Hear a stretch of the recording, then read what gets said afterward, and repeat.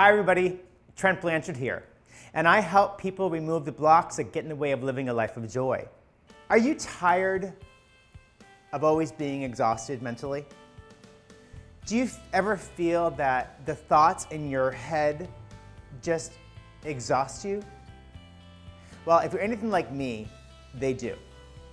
The reality is that most of the things that we're actually thinking are not true. There's this wonderful book that I recently heard about called The Untethered Soul by Michael Singer. And he likens this inner thought process to having a roommate. And this is how I explain the story, is that we are in our home, very comfortable home. We're watching a TV show. We're loving this show. It brings us great peace and great tranquility.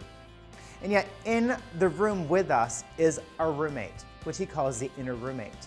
And it just is incessantly talking, constantly talking about absolutely nothing. The problem is all of our life is that we've been interacting with this inner roommate, which has taken our focus off of what we really want to do and what we're focusing on and what we want to accomplish. And Julia Cameron also speaks of this, and she calls it the censor in her book, The Artist's Way. So the first thing to do is to realize that this inner roommate or the censor is in fact talking. And that voice actually is not you. Acknowledge that your inner roommate or your censor is talking. Acknowledge what is. The fact is that this voice that we have been listening to for many years is in fact there.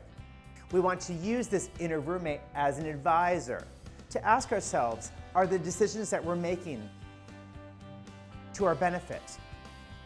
Are the decisions that we're making going to allow us to achieve our goals? Refocus back within yourself and ask yourself, do I want to listen? Do I want to engage with it? Or is there something else that I need to do that actually is better for me? Please note that I do offer a free 30-minute consultation to discuss the benefits of coaching and how I can be of service to you. Life does not need to be hard. Let's talk about ways that you can overcome the blocks that are getting in the way of you having a life of joy. Until next time, be loving to yourself and take one small action step that will get you closer to living a life of joy that you were intended to live.